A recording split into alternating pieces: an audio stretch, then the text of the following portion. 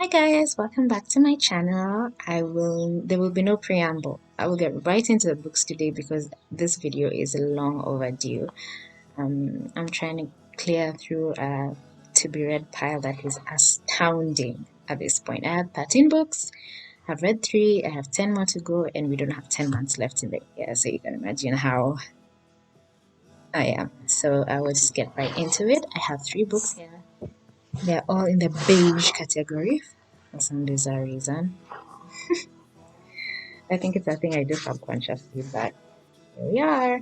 One is The Unlikely Pilgrimage of Harold Fry. The cover looks like that by Joyce. And then we have I Do Not Come to You by Chance by Adaobi, Tricia, Nwaubani. It looks like this. I actually quite like this cover. And the last one is Ruby by Cynthia Bond, which is Voila. I will start with I think they're all emotional, but I'll start with this one because I quite enjoyed the writing style. Guys, this book is so emotional. My goodness. It's about this guy. His name is Harold, and he received some news about a friend of his who's terminally ill. So he decides to write her a letter to explain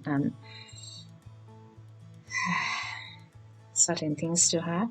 And he writes a letter, and as he's going to the PO box, he feels that he should just go to the next PO box, and then the next PO box, and then eventually finds himself at a gas station shop where he asks some lady what she thinks of his situation, and she says with faith he can do anything, and that prompts him to start some sort of pilgrimage to walk all the way to his friend's hospice. I think her name was Queenie, to see her, and that she should just hold on until he gets there. So he starts his pilgrimage, and in so doing, a lot of stuff comes up. My goodness.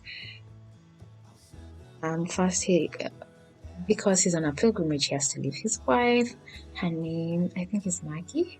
She then struggles with feelings of abandonment and resentment toward him for leaving her, quote unquote, and then in a way starts to process some of the problems in their marriage as he's doing his pilgrimage. He, on the other side, is working through his own personal trauma, where he thinks about his marriage, his work, his former workplace, his relationship with his estranged relationship with his son, who we later find out.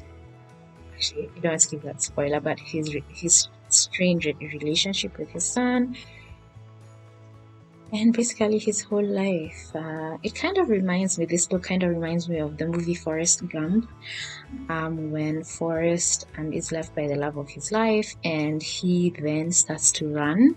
It really has very much the same vibe as this entire book. Just if you were to focus on Forrest Gump's run, how he starts this, in this case Harold starts this pilgrimage to get to a friend of his, but in doing the pilgrimage he sorts out a lot of his own personal traumas, and then it becomes famous for it and people start to follow him, and then it becomes problematic, and it's just a really interesting read.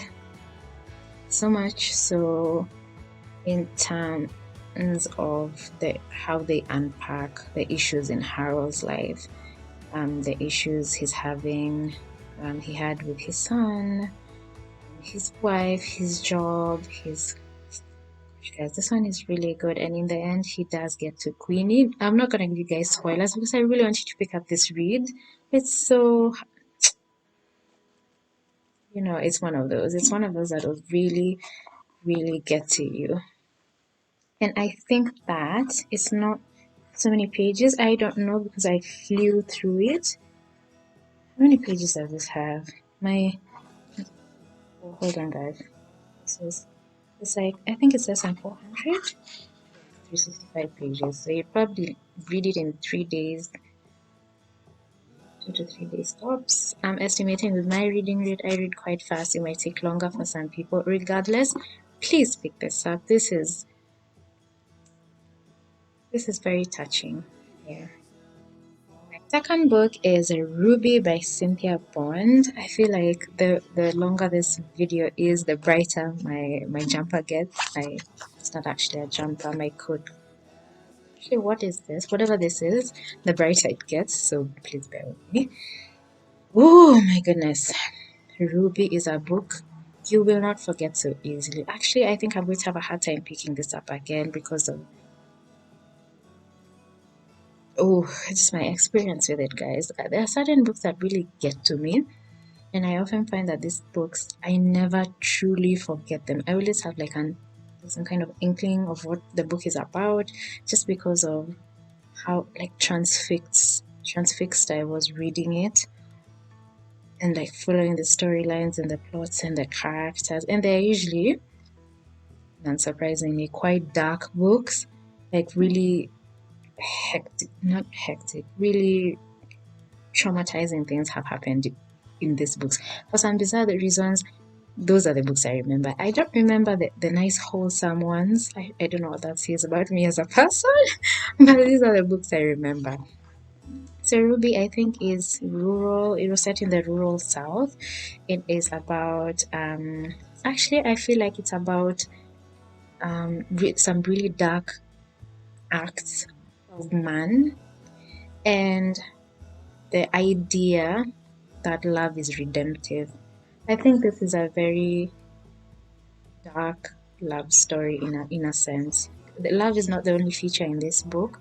Some pretty heavy stuff in this book. So I'll probably give a trigger warning for that. There is some sexual assault, there is violence, there's some heavy stuff in here, guys. So the book is about Ruby. The girl's name is Ruby, and Ruby goes through a lot, guys, yeah? And the people of her town make her life miserable, so much so that she escapes her town and goes to New York, where she sort of finds a life. But then she receives a letter from home that forces her to go back to her home, where she was town gossip for a long time, and it forces her to confront some of her demons. Now, there is this guy called Ephraim who has been in love with her since he was a boy, and when she comes back, and the book unearths some of the nasty, vile things that happened to her as a child and how she learned to cope with them in the strangest of ways. He also makes an appearance, and he also has to make some tough choices because the whole town seems to be against Ruby for a number of reasons I will not reveal, so that you can pick up the book.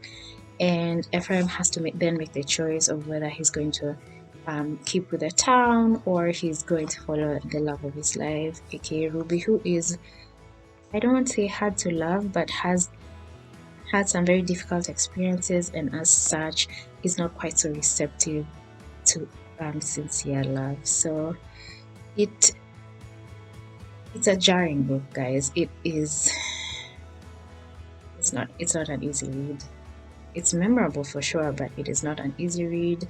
Like I said, there's lots of trigger warnings, and if those topics that I've mentioned are likely to set you off, then probably don't pick this up. But if you're looking for a book that will stay on your mind for probably a month after, this is also the one for you. Ruby by Cynthia Bond.